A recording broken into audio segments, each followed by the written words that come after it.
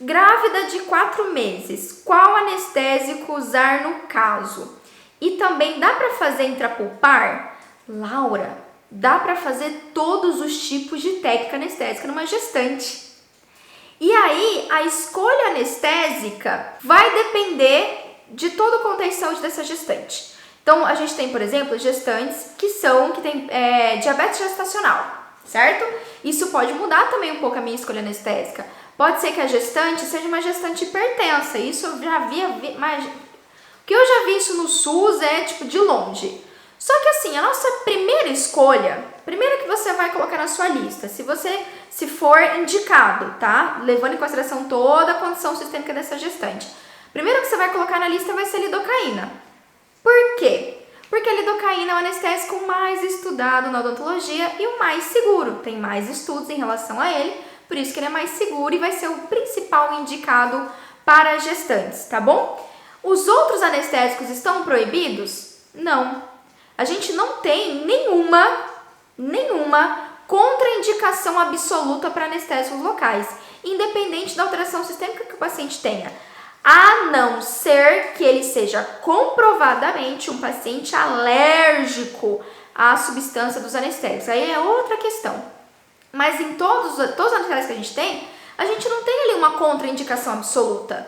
Se a gente utilizar com segurança, vai dar tudo certo. E a mesma coisa se aplica à gestante.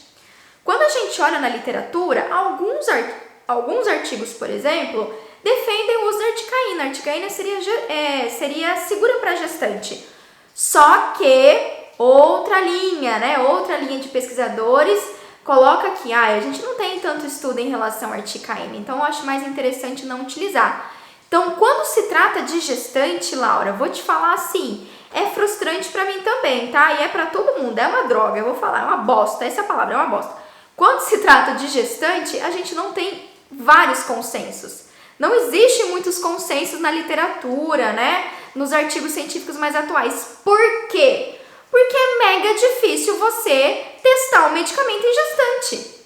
Quem que vai conseguir fazer uma pesquisa dessa? Me fala. Que faculdade, né? Que instituição vai liberar fazer um teste de anestésico para ver se pode ou não utilizar aquele anestésico que vai dar um problema ou não na gestação e em gestante. Gente, não é impossível isso, né? Então é muito difícil, por isso que a gente não tem clareza ainda na literatura e eu nem sei quanto que a gente vai ter, sinceramente. Lembrando, Laura, primeira escolha que você puder vai ser a lidocaína, mas nem sempre a gente vai conseguir usar ela. Ou às vezes você não vai ter essa opção, ou vai ser uma paciente hipertensa, por exemplo, e não vai ser bem-vindo o uso de uma epinefrina, uma lidocaína com epinefrina, tá? Então, olha, eu sei, mas não existe uma regra. Às vezes, pode parecer que a Pamela tá aqui complicando. Gente, realmente não. Tem coisa que não tem uma regra, tá bom, Laura? Então, avalie a sua gestante em todo o contexto geral. Escolhe a lidocaína a priori. Se você não tiver lidocaína, tá tudo bem. Se você precisa fazer uma anestesia intrapulpar, é porque essa paciente tá com abscesso endodôntico, você precisa tratar canal, certo? Tá com uma pulpite. Então, mais importante do que você fazer a escolha anestésica perfeita, ideal, é você tratar essa gestante. É você controlar o foco de infecção. Porque sim, essa pulpite, essa lesão endodôntica, isso sim causa dano para a gestante, para a gestação e para o bebê.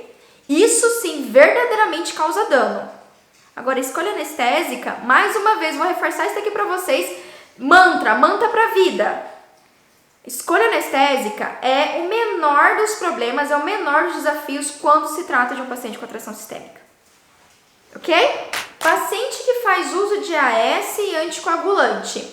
Suspender a medicação antes da exodontia ou manter? Tainá, eu já vou te dar uma dica. Aqui no meu canal do YouTube tem vários vídeos falando sobre o uso de anticoagulante e uso de antiagregante, tá bom? Então vale a pena você realmente dar uma maratonada para você ter uma resposta um pouco mais profunda, tá bom? Mas eu vou aqui dentro do tempo que a gente tem fazer o meu melhor para te responder. A priori, não tem a menor indicação.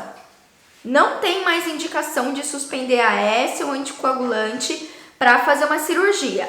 Mas, obviamente que eu não vou ser responsável de simplesmente jogar essa informação para vocês e não dar o mínimo de norte, né? Mas é o seguinte, Depende principalmente do tamanho do teu procedimento, se esse procedimento é cruento ou não, né? Você falou exodontia.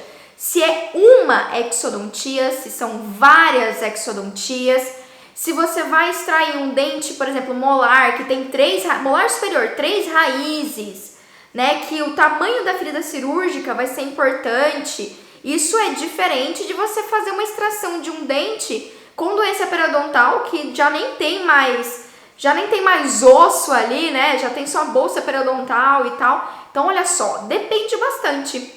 O sangramento que a gente espera de um paciente que faz o uso de AS anticoagulante vai variar de qual anticoagulante ele está fazendo, inclusive, tá? O AS a gente tem, o AS é profilático, docs, o AS não faz hemorragia, tá? Mas o anticoagulante pode talvez te incomodar um pouquinho, dependendo do anticoagulante. Existem vários tipos de anticoagulantes, de cadeias diferentes, de grupos medicamentosos diferentes, tá bom? Então esse é um fator que a gente tem que levar em consideração, o anticoagulante, o tamanho da cirurgia da exodontia que você vai fazer, o quanto de sangramento efetivamente pode acontecer ali e principalmente o que eu acho que a gente tem mais se preocupar é aprender técnicas hemostáticas.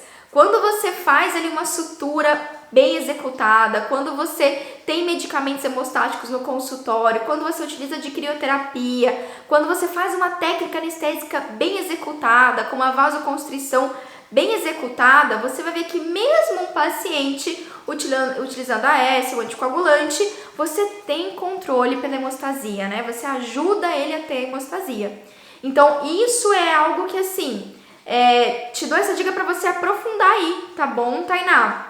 Não há mais necessidade hoje em dia de suspensão, só que a gente tem que se preparar e estudar esses tópicos, né? Avaliar o nosso procedimento, avaliar qual anticoagulante o paciente utiliza, dar uma olhada, sabe, Tainá, dá uma olhada na bula desse anticoagulante, né?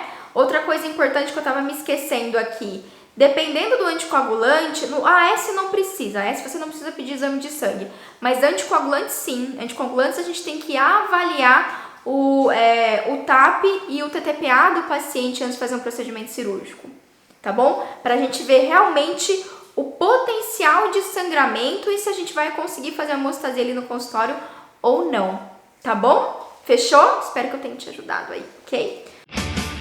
You're the best!